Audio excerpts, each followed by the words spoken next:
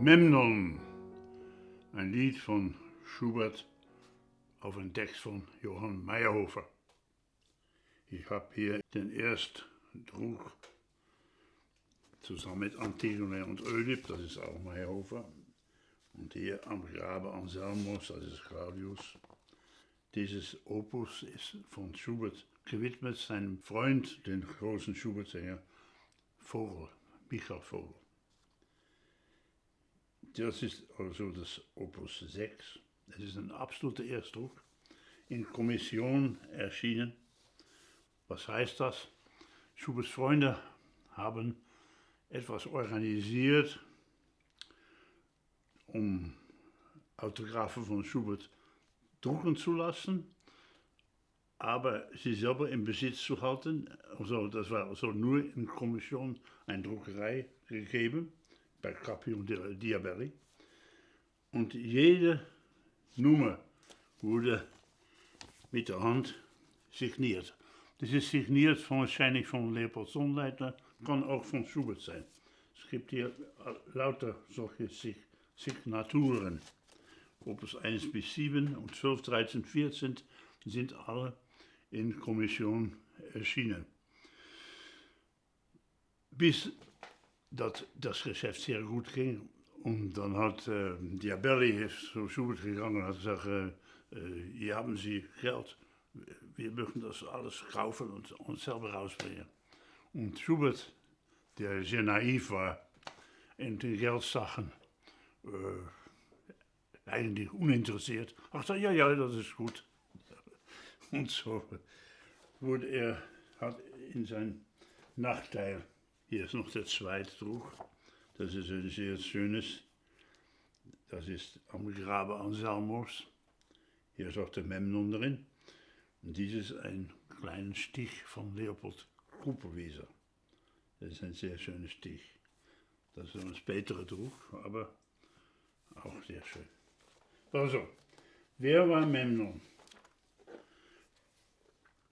Der Sohn von Titon und Aurora, oder man kann sagen Eos.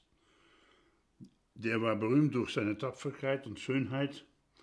Der ist in den Trojanischen Krieg gegangen und wurde getötet von Achilles. Der wurde als ein Held verehrt in Griechenland und in dem alten Ägypten. Und berühmt war er wegen einer riesen Säule aus Bronze zu seinem Ehren gegründet. Und immer wenn die Sonne aufkam, also die Sonne, Eos, eigentlich seine Mutter, seine symbolische Mutter, gab diesen Bronzenstatue einen Klang von sich.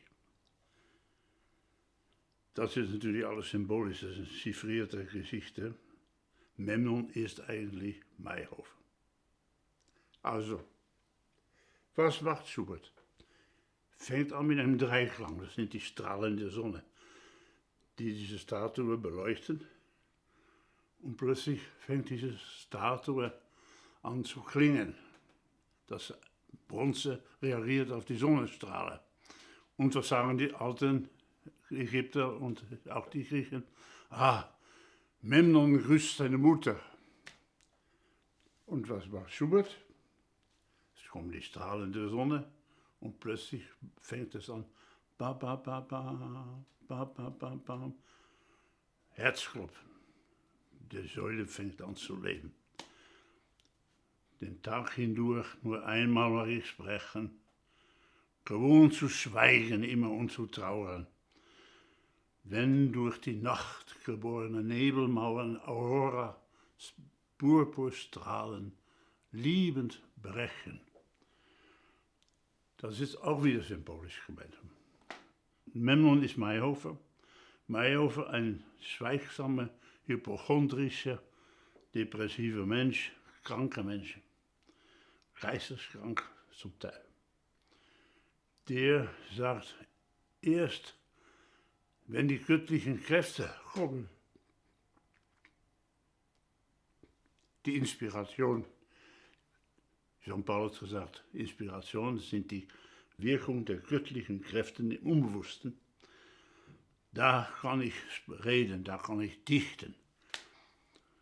Und für Menschenohren sind das, was ich dichte, Harmonien, weil ich die klare selbst melodisch finde. Und sie vermuten in mir ein selig Blühen.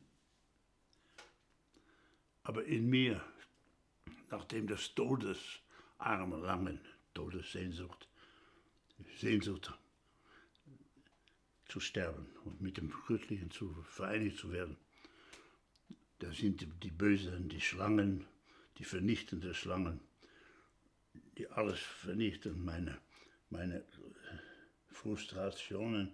Ich möchte eigentlich mit einer drei Schläge mit dir des Morgens, Göttin, mich vereinen und weit von diesem nichtigen Getriebe, diesen scheiß metterlichen, zettelnitischen Polizeistaat. Ich möchte nichts mehr mit diesem Leben zu tun haben. Und in dem Moment, was macht Schubert? Das Herzklopfen hört auf. Und plötzlich fängt alles an zu schweben. Ich möchte aus Sphären edler Freiheit und aus Sphären reine Liebe wie ein stiller Stern Licht geben, herunterstrahlen. Das ist die Sehnsucht, das ist, was er möchte. Im Klaviernachspiel, rechte Hand, geht die Melodie von oben nach unten. Das ist das Licht von diesem bleichen Stern. Unten aber der Bass. Der schwere Leib, der menschliche Körper, hält Meyerhofer von dem reinen, fernen Geisterglück zurück. Unten bleibt er erst verbunden, aber da steigt der Bass auf, das ist die Sehnsucht, hinaufzukommen. Und da begegnen sich das Licht, das herunterstrahlende Licht und die Sehnsucht begegnen sich zusammen. Das ist etwas so Geniales von Schubert, aufgefasst als Memnon. Meyerhofer sagte, Memnon wird mir erst klar durch Schuberts Vertonung. Das ist eine einmalige Sache. Sowas konnte nur Schubert zum Ausdruck bringen. Man kann sagen, herunterstehende Strahlen der Sterne und hinauf die Sehnsucht. Das sind zwei verschiedene Gedanken. Die werden vereinigt in dem Nachtspiel. Man kann sprechen von einer gedanklichen Polyphonie. Und hier haben wir die Memnonsäule und die Aurora.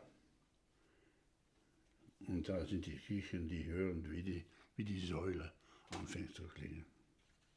Das ist sehr schön von Moritz von Swint skizziert.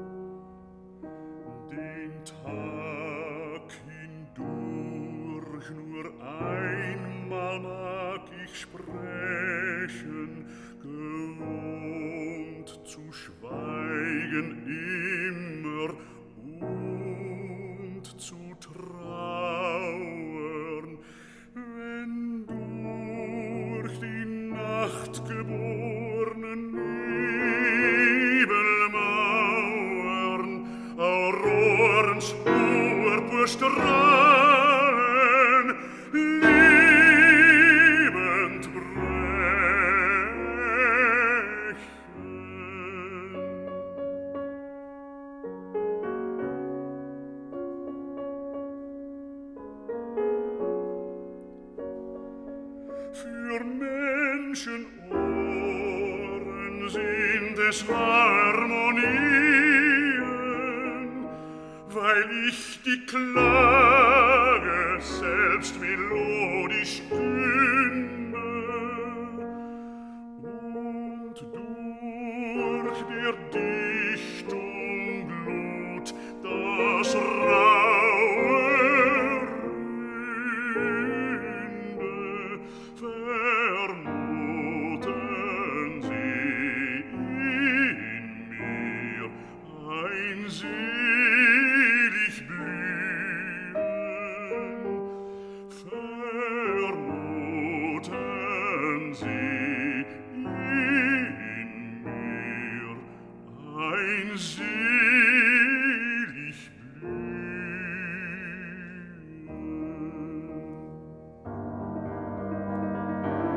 in mir, nachdem des Todes Arme langen, in dessen tiefstem Herzen Schlangen wühlen. Genährt von meinen schmerzlichen Gefühlen, fast wütend durch ein ungestillt Verlangen, mit dir des Morgens Göttin mich zu einen und weit von diesem nichtigen Getriebe aus Sphären edler Freiheit, aus Sphären reiner Liebe, ein Stille